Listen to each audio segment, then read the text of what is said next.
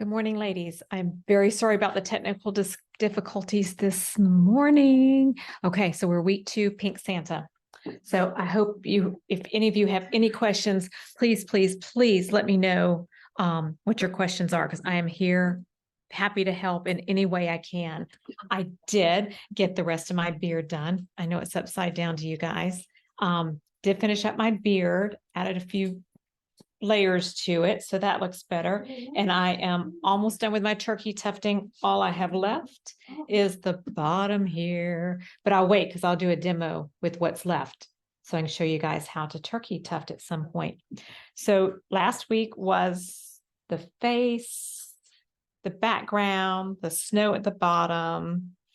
So yes, so this week we will talk about the tree, which if you look at your canvas, if you would take a screenshot or a photocopy of your tree, and then that will help you when you get ready to go back to add in the snow, or if you wanted to do some white beads in here, that will help you figure out, because you can always go over it and then put it on top so that it looks a little bit more on top. So yeah, I do recommend photocopying or taking a screenshot of your tree and also your leaves here on this other side. The tree is worked in a leaf stitch. And you're just going to work it from the top down to the bottom and just keep working it. The variegation in your thread is what will give you, don't worry about what's painted, because the thread will do that talking for you, and it will add in the lighter and the darker colors as you go along. When you're working with a over dyed thread, and I know I've messed this one up, you should work it off of the very end. So you should either wrap it on a card. I usually use some old essentials cards and wrap it on. When you take it off, make sure you're taking it off from the same end when you cut it each time. The end that you cut is the end that you put it's the end that you put through your needle, and you're going to knot the end that you had cut off previously. That way you're keeping the same color going as you go. So that way when you don't have a too much of an abrupt change. You also want to try to use it as much as you can to the end and not do a very long waist knot, because you want to make sure that you can keep going from that light green to the medium green to the darker green, and then it's going to go medium green, then back to the lighter green.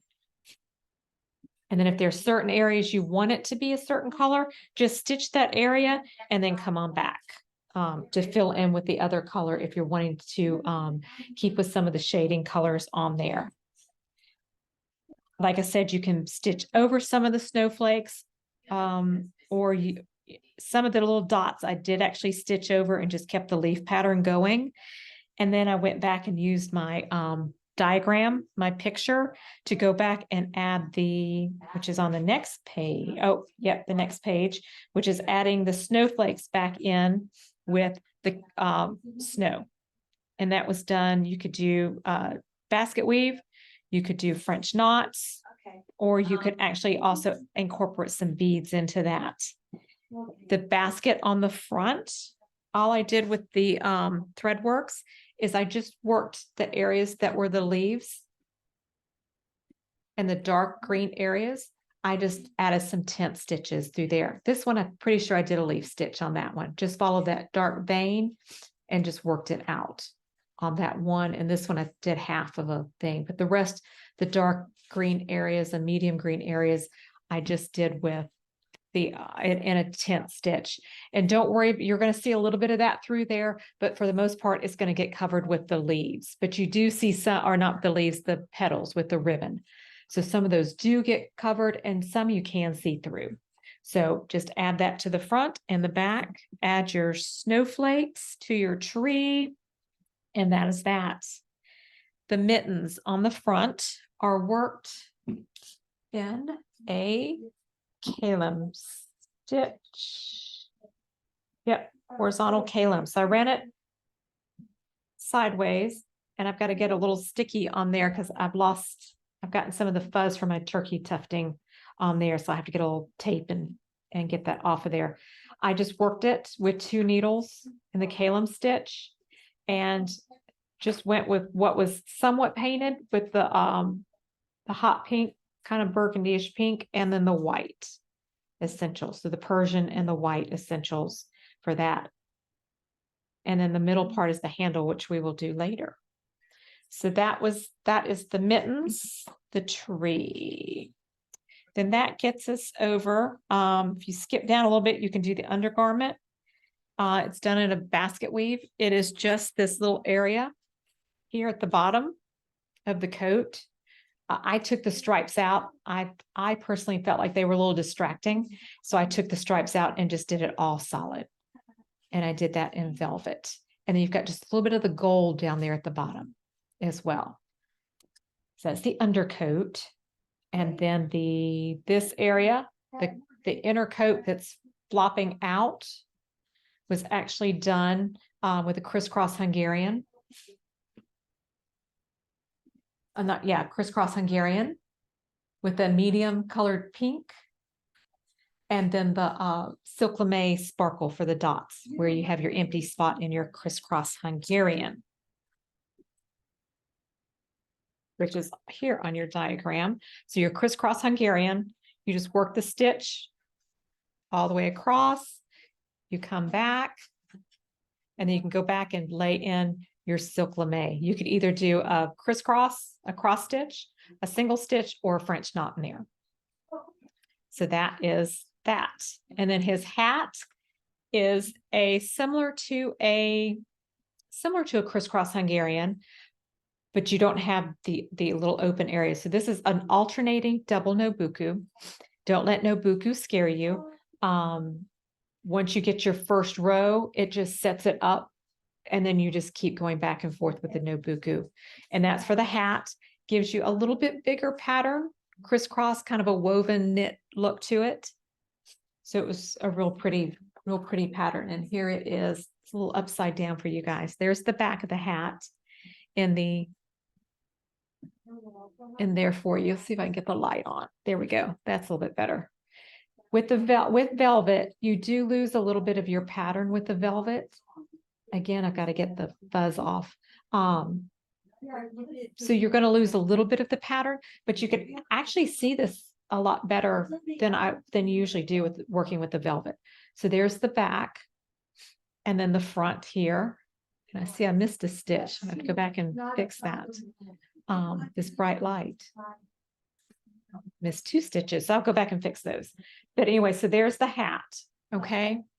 Now, if you get adventurous and want to tackle the coat, I have started the coat. So you've got 3 different stitches for the coat. The problem was I had done the coat I wanted to do this canvas because I love the coat.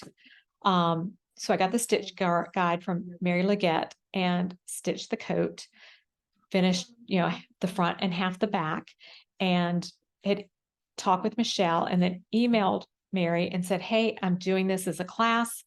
I would like permission to use your stitch diagram and with my stitch suggestions that I'm going to give. And she said, no. So, at that point, we kind of went with plan B, which was to provide you all with that stitch, but I have to provide it separately. I cannot provide it in my actual guide. So I do apologize for that, but I tried to do the proper thing and ask for permission. And anyway, but that's okay because we're going to keep moving on. So as you can see, let me move this out a little bit more. These are straight stitches with a cross stitch in the middle, and then it's just outlined with the silk lame. You could reverse that, so you could use the Threadworks over die for your stripes. you could put the sparkle in the middle and then use the pepper pot for the outline. That's another option for that one. That's the second one on your stitch guide. The first one on your stitch guide is this pretty stitch, which would have been my second choice for this had I not done this one. This is a gorgeous stitch. I did it on a little mini stocking for the MPJ Designs line and love it. So you work it in stripes. You're going to work in a stripe and you're just going to come back up. And then you're going to go, once you get your stripes done in one direction, you're going to go back and work them in that second direction. And that's how you work this one, is you just work one way and then come back and work the other way. Then you can go back and you can add the Silk Lame Plus and then the pepper pot. You could do all pepper pot, all Silk Lame, or alternate them like I have here in the stitch diagram. So those are the 2 stitches. Then the third stitch, of course, that I have provided, I think I need to mail one to Mary Margaret, is this Bargello stitch. And it is exquisite. It is beautiful. I do give her credit. She did a fabulous, fabulous job. So that is that one. So what I have done is, if you will look at your diagram, I have stitched this, and unfortunately it's upside down for you all. So let me turn it around because of the way the camera works. So let me go this way and get to the right spot. Here we go. That's where I'm looking for. Okay, so when you look at your stitch diagram, the gray areas are stitched with your over dye, Threadworks over dye pink. I think it's either bubble gum or it's the V1470. And that is going to be these gray, going to be the gray on your stitch guide, on your stitch diagram. It's going to be these long gray lines with the 2 short in between. So that's what I have stitched in the green. So you lay that out in the longest stretch that you can get it. You lay that one down first. Then you go back and add the second layer, which I have done in an off-white, kind of a khaki color, but you do the same thread works for that second layer of the gray on your stitch diagram. So this is the second layer. It lays in directly underneath. As you can see, your first layer, you're going to put in 7, then you're just going to go 2. You're going to go 7, 2, 7, and then there would have been a 2 here. Then you're going to come in and place the second row directly below the first row, except for where you have the 2. And where you have the 2 stitch, you're going to come back in your next step and add it in with the Silk Lame Plus. So just skip it for now. So anywhere you have that short 2, you're going to skip the one underneath it as you're working your pattern across. Then when you come back, you're going to thread up and you just park that needle, park it on the top of your canvas so it doesn't get lost. You can do, I would do these 2 rows and then go back and then do your third step with another needle. And that's what I've done with this rust color. So you're just going to do a long stitch, be over 4 holes. Then you're going to lay in these 4 little mini stitches that are 2 holes. So anywhere you have the pink here, you're going to then add in the rust all the way through the pattern. And that'll also help keep it so you know where you are and whether you've got it correct. Once you've done these steps 1, 2, 3, your step 4 is then you're going to go in and you're going to lay in the pepper pot. So you thread up another needle and you're just going to come in, and these are just 5 quick little stitches that are going to work in right next to what's now rust, or will be your Silk Lame. And we're just going to lay this right in here. 2. Once you get working and get this moving, you kind of get well, first off, you get more comfortable with it, but you can kind of get a rhythm to it. So if you start it and you put it down for a few days, just know it might take a few minutes to get back. I actually folded mine in half and I attached it to the edge of my canvas with a tack. So it was right there at the upper corner at all times. So if I got confused, I could go right back to where I was. So once you get in your pepper pot, and you're just going to work that all the way across again. Then you're going to start right back into your what would be your green pattern. So once you go from here, 4, then we're going to go 2, 3, 4, and then one more 5, 5. Okay. Then I'm just going to bring it to the top and park it. And then you just go right back to where you were. And you just start right back over again. We'll just go 1, 2, 3, 4.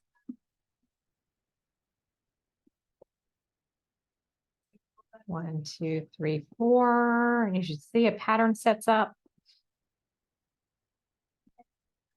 1, 2, 3, 4. And you just keep going and you just keep working it. Like I said, just work in one direction, work those first 2, the gray lines.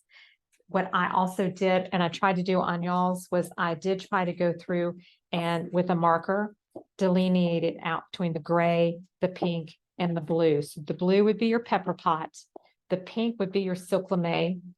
And then the gray, of course, is your Threadworks Overdye. So that is the coat. If you have difficulties with this, please give me a call and let me walk you through it. I'd be happy to, either on FaceTime or however we need to. If it's just really got you stuck, also let me know. And if you don't like the other 2 stitches, there are other stitches. There's a souffle stitch. There a Milanese. There are plenty of stitches that would be pretty in there, just as pretty. But this one is pretty exquisite. So there is the coat on one side. And now that, and so there you go. So those are your options for the coat. I think that is enough for week 2. So we will stop here. Get as far as you can, just try it. If you have any questions, give me a call. I'm actually working tomorrow for Candy, so I'll be in the store tomorrow and Thursday and Saturday of this week. So if you have any questions, reach out. Thank you. I hope you guys have a lovely week and enjoy this great weather.